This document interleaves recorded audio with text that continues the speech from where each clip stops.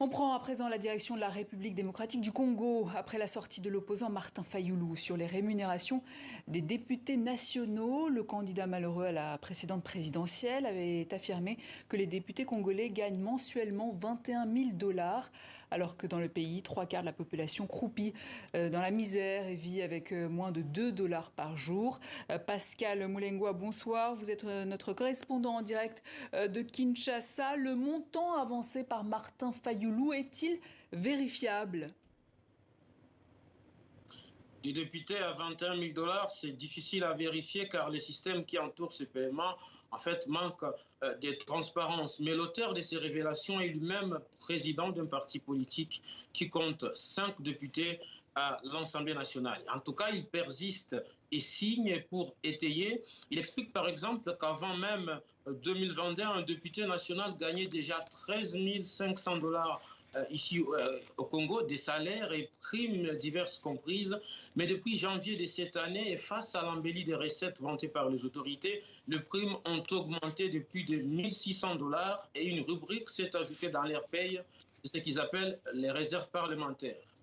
De ces réserves, donc, chaque élu gagne 5 000 $, affirme Martin Fayulu, et il assure en fait disposer de preuves matérielles, de preuves également pour les primes de présence des députés lors des travaux en commission, parce que chacun des 500 députés nationaux est justement membre d'une commission parlementaire. Alors, les députés congolais, toujours d'après Martin Fayulu, ont également droit à 3 000 $ 2 fois l'an pour les vacances parlementaires. Et sur ce point, en tout cas, certains députés que nous avons contactés pour vérification ont démenti ces informations.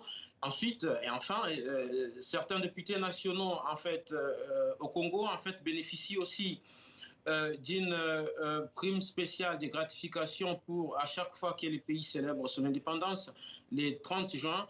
Et ça fait des calculs. Donc, la fête de Martin Fayulu ne prend pas à compte la motivation que perçoivent les députés du camp au pouvoir en dehors du circuit normal des payes.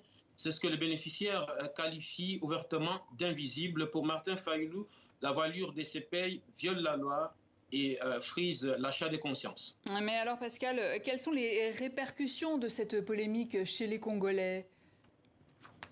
Déjà, ces révélations ont provoqué un tollé dans les pays. Le temps de vie des institutions politiques irrite la société civile. Simple exemple, l'Assemblée nationale consommera cette année plus de 270 millions de dollars à titre des frais de fonctionnement et investissement. Et de ces 270 millions de dollars, les tiers est réservé, en fait, est alloué aux rémunérations. Ce sont des polémiques, en tout cas, prises au sérieux par des analystes politiques. Certains parlent d'un tollé qui pourrait monter l'électorat contre les députés nationaux à un an des élections générales.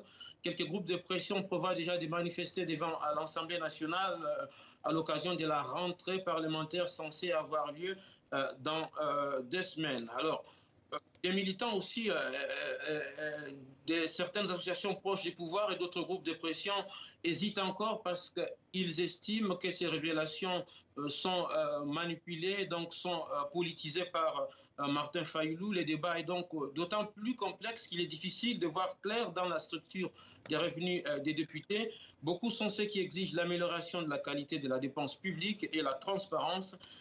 Dans les pays, le flou reste toutefois entretenu sur la voilure de ce que gagnent les élus et les dirigeants. Et pour ce qui est de la polémique en cours, les dirigeants de l'Assemblée nationale n'ont pas encore réagi. Pascal Moulengwa, correspondant à Kinshasa, merci pour cet éclairage.